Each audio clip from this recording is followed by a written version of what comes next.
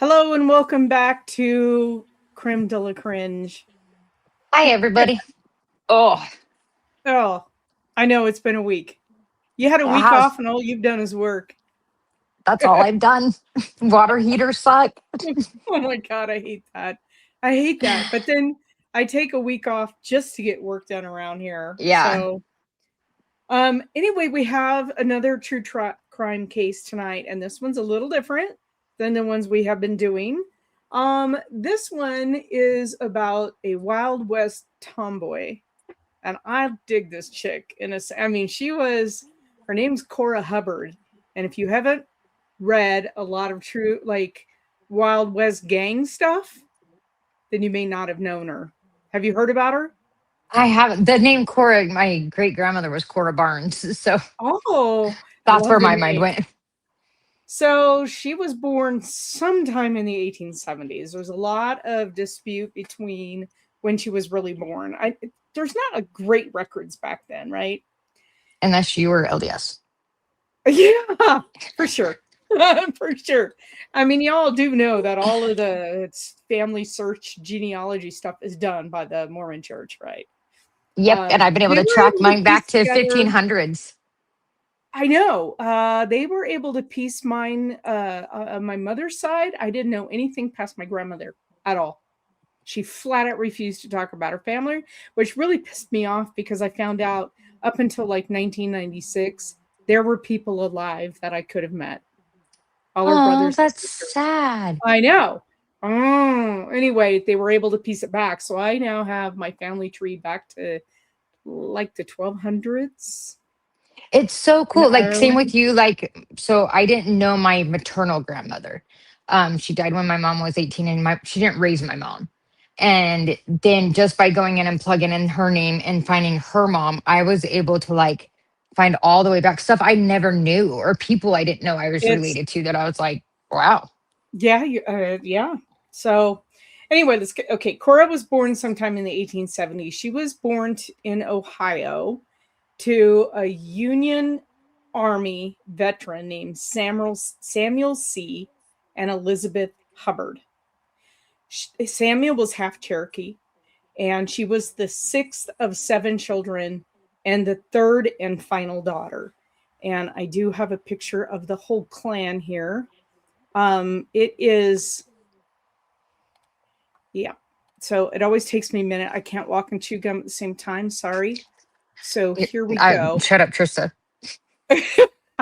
Okay, so this is a grainy picture because it's actually really, really small.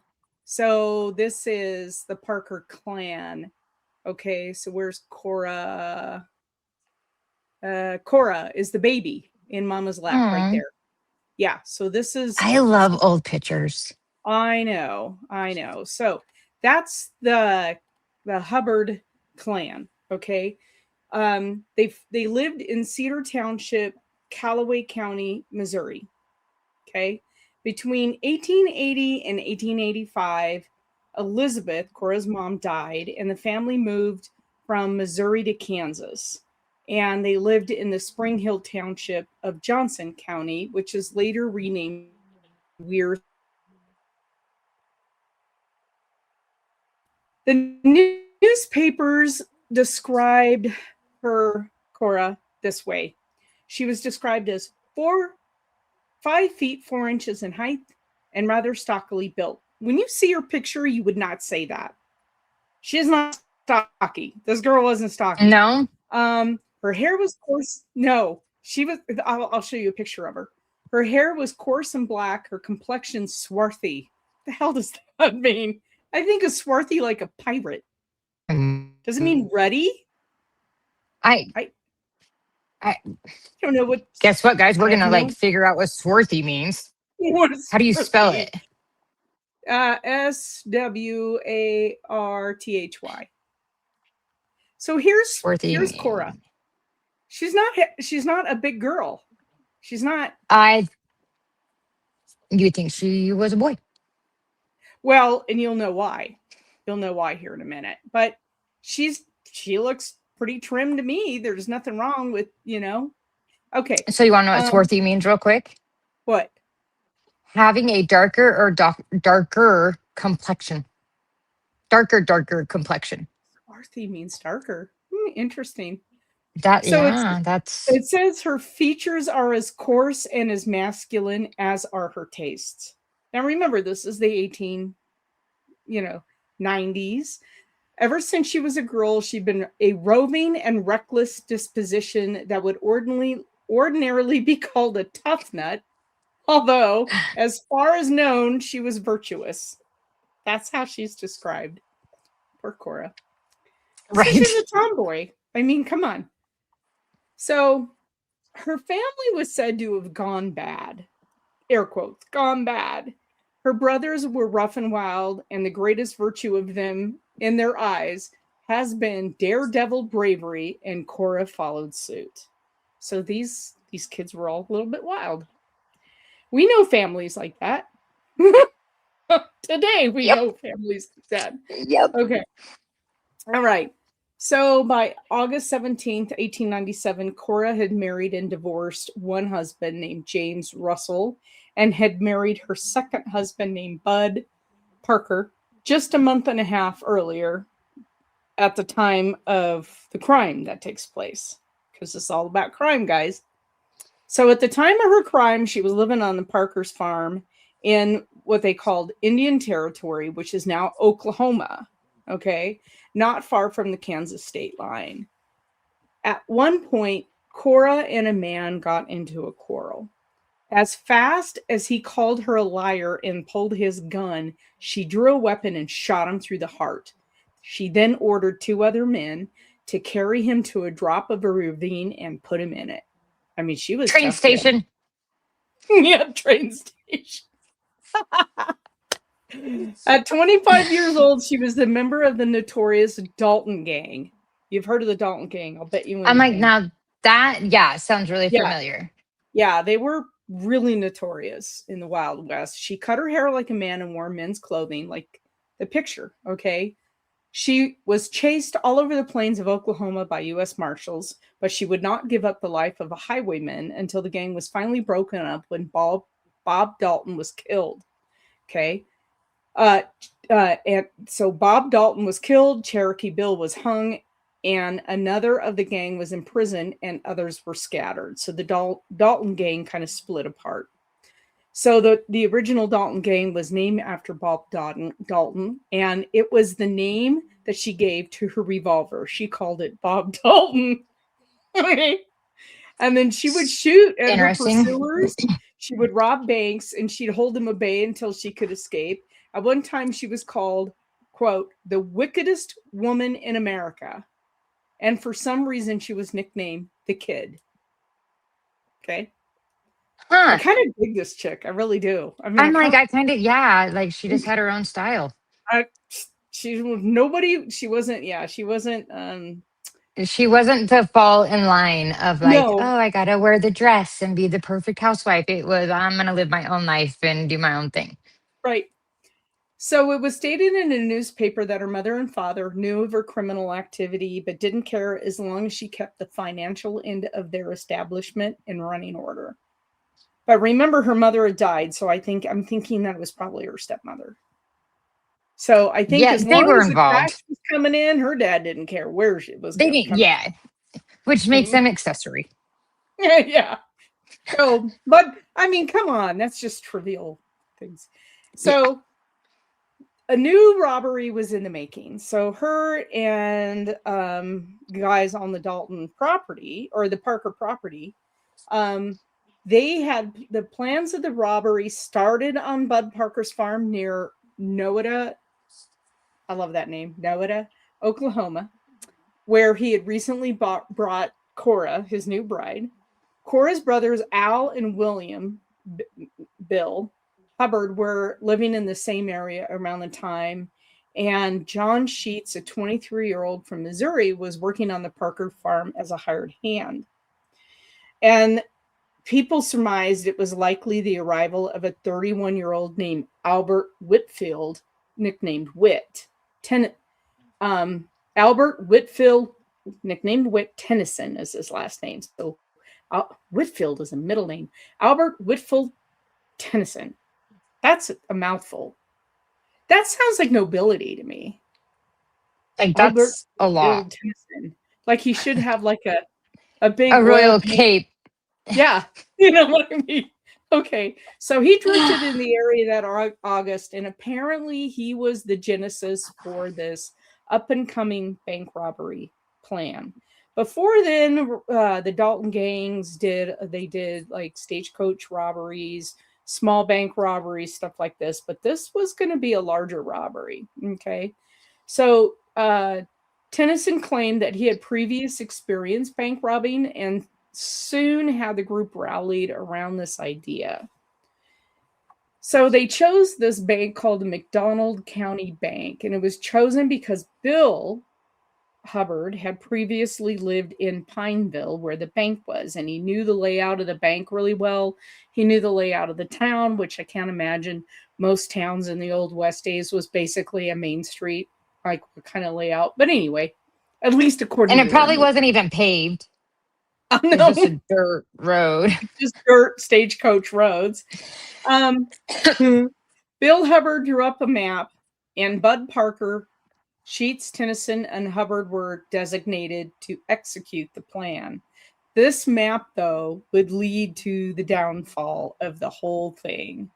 When time came for the robbery to be put into action, Parker and Al Hubbard backed out. Cora then left with Sheets and Tennyson and reportedly told her husband that she wouldn't live with a damn coward. She left him. I could see that. She has standards. I'm like, so, so on their way to Pineville, the three would-be bank robbers stopped in Coffeyville, Kansas. Love that name. you too. So the Coffeyville. I'm like, as you're saying some of these names, I'm like, that's a really cool name. Like, No, why it's did a they great ever name. change it? I know. You would think that's where the first Starbucks would have been born. Right? You know? I know. So they stopped there so Sheets could buy a Winchester rifle and some ammo, and then they headed to Cora's farm her father's farm in Weir City. Sam Hubbard reported that when his daughter arrived, she had her hair cut short and was dressed in men's clothing. And after spending a couple of days in Weir City, the group headed for Pineville, more than 60 miles away. The gang arrived in Pineville on August 16th, my mama's birthday, 1897, not her date of year of birth. Hey, I'm telling you, August is a great month. It is a good month. I know so many people in August. Leos are great. They set up camp outside the outside the town. The following morning, Sheets and Tennyson went into town and checked out the layout to make sure there were not any notable complications for their plan. And seeing none, they returned back to the camp and back to Cora. Sheets, Tennyson, and Cora came into Pineville on the morning of August 17th and stopped about a block away from the bank. Cora was armed with a Bowie knife, a repeating rifle on her saddle, and 2 revolvers on her belt. I just love this woman. She came in hot. She came in hot. I love her. I know she's a badass, but I love her. Hubbard was left to hold the gang's horses while Sheets and Tennyson headed to the bank to carry out the robbery. They snuck around the corner of the bank, drew their weapons on 3 men sitting in front of the building. Mr. Manning was the president of the bank. These are the 3 guys sitting in front. Okay, like it's so weird. Mr. Manning, the president of the bank, John Shields, the cashier, and Marcus Lamantz, which is the county treasurer. They're just sitting there chatting in front of the bank. It's probably not a lot of business in Weir City, I'm thinking, every day. They reportedly told the men, "We're here for the money and we want it damn quick." Okay. Sheets went into the bank with Manning and Shields while Tennyson stayed outside with Lamantz to keep watch. Once inside the bank, Shields countered Sheets' demands, and Sheets knocked him to the ground with his rifle. Like, look, I'll give you 500, but not the whole. Yeah, well, that ain't gonna work. Sheets then ordered Manning to hold a sack while Shields filled it with money. They filled it up with all the coins and currency he could find quickly, which amounted to $589.23. Once they had the cash, Sheets herded Shields and Manning out of the bank ahead of him. Then he and Tennyson moved down the street in front of them in an effort to keep bystanders from shooting.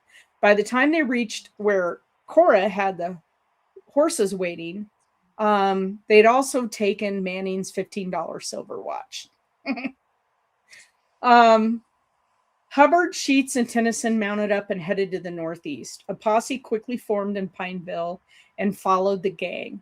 Meanwhile, the gang changed direction and headed around Pineville, but someone reported the change in town, and it was telegraphed to Knoll, Missouri, about 5 miles southwest of Pineville.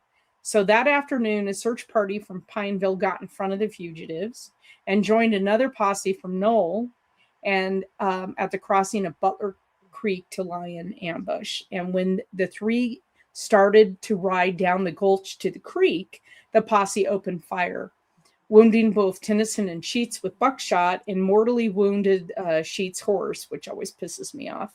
Mm-hmm. And they shot Cora's revolver out of her hand, but this chick was tough. Tennyson's horse became frightened in the clash and he ran away. And so Tennyson is separated from Hubbard and Sheets. Sheets and Hubbard turned their horses around and made their way out of the gulch. And then Sheets' horse collapsed and died. Tennyson's horse was found later grazing not far from the scene, but Tennyson wasn't with it. The next day, a report of a man paying for his breakfast the next morning in Indian Territory, about 25 miles from Pineville, paid for his breakfast in pennies, which had coincided with the fact that pennies had been taken in the robbery. I guess they weren't common then, okay? So a posse headed by this guy named Joe Yerrigan, Southwest City, Missouri, followed that tip and found Tennyson wounded in a cabin about 20 miles inside Indian Territory. He had a .45 Winchester, a .45 revolver, and 121.50 from the robbery. He was captured without incident, was taken to Missouri, about 30 miles north of Pineville, where he was housed in the Newton County Jail. Okay, but Hubbard and Sheets are still gone. From Tennyson, the posse learned that Hubbard and Sheets were from Weir City. Okay, because they didn't know who was all involved in the robbery. And then they headed that posse to Weir City.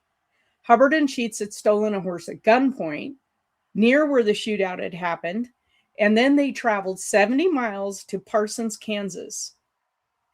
I'm just thinking in time frame because I've ridden.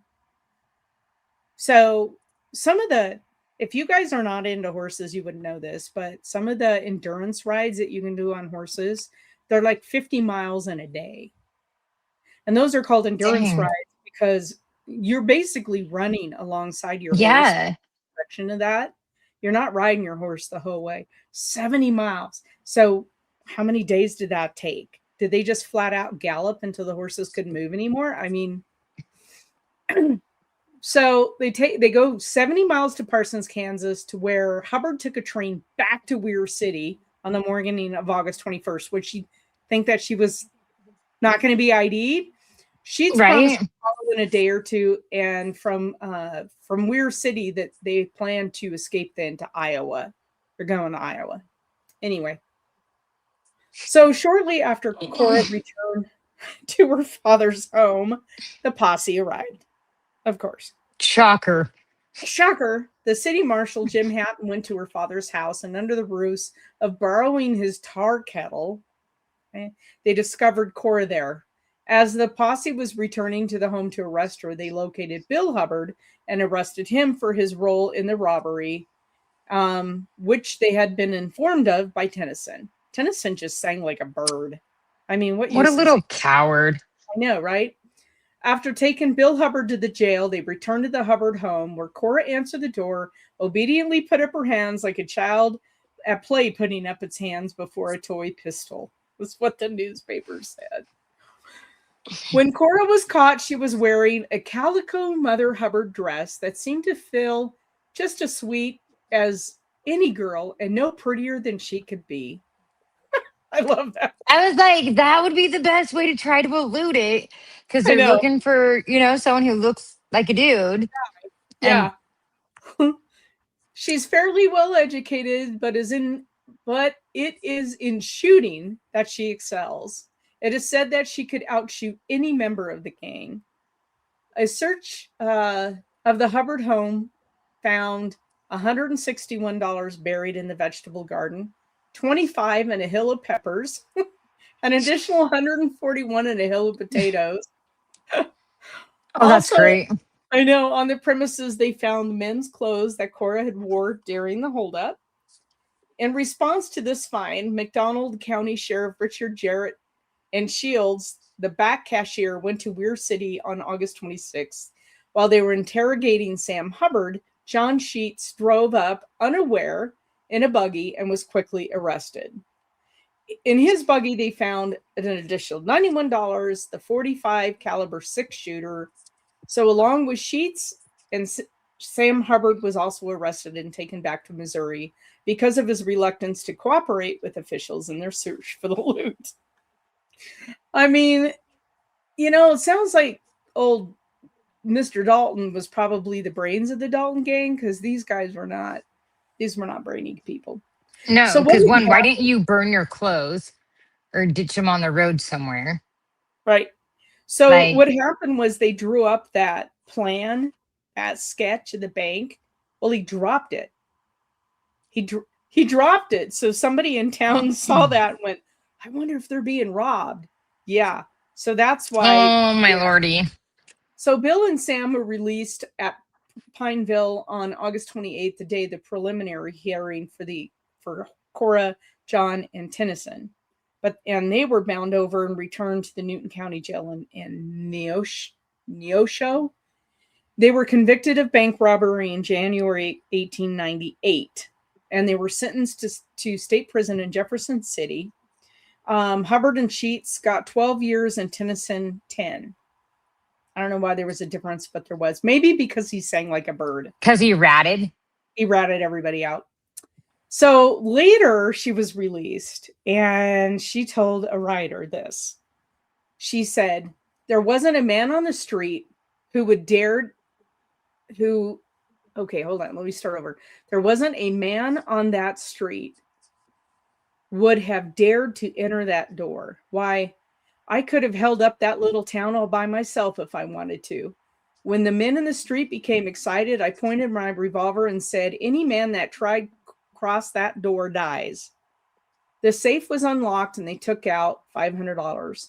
When we mounted and made for Knoll, the posse caught up with us out of Pineville. We returned fire. I shot more than 40 shots. They shot John Sheets' horse out from under him and his revolver out of his hand.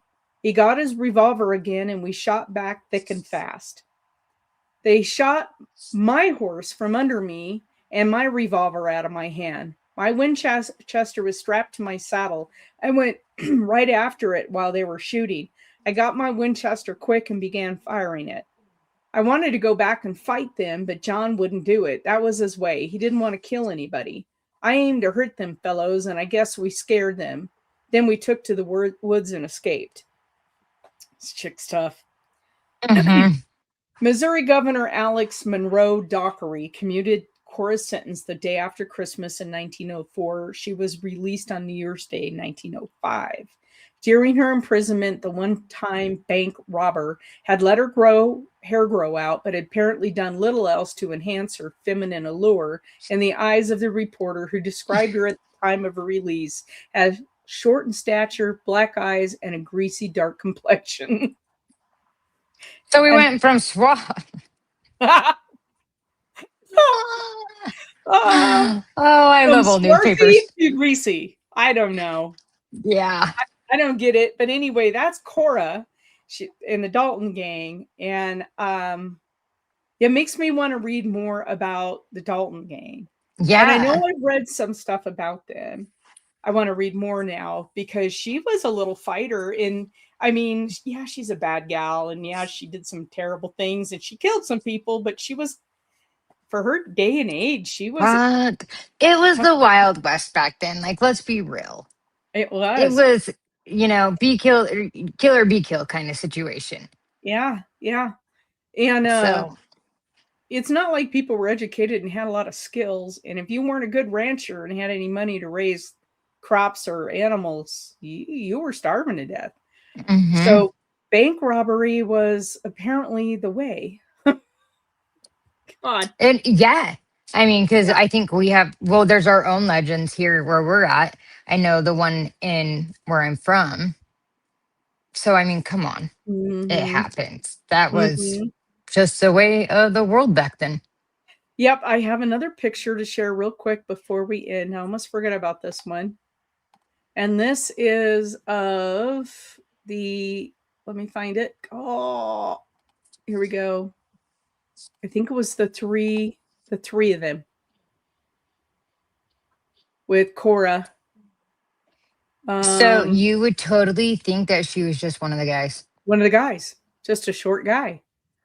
Yeah, And I think these two are handcuffed at this time. They're handcuffed they together. look like it. Yeah. So interesting photos that they had with Yeah. this too. Usually don't get photos on these old cases, and so this was, we might get Mm-mm. an artist rendition or something. But yeah, it was pretty amazing. And there's more. I love the Wild West women because they were rough and tumble, and they didn't take any crap from anybody, and everybody expect women to fall in line. And Yeah. yeah, and when they didn't, it was big news. Now It was it's like, like, how dare they? I I know. mean, and nowadays there's still that, I think, stereotypical like women should, and then there's women like this that are like, no, Yeah, yeah. no. But anyway, I hope you all enjoyed the story of Cora and her Wild West adventures. And we'll be back next week with a case you may or may not have heard about. It is certainly still infamous today for paranormal reasons. So we'll bring it to you Ooh. next week. Yeah, definitely. All right, guys, that's our case for tonight. We'll talk to you next week. See ya. Bye, guys.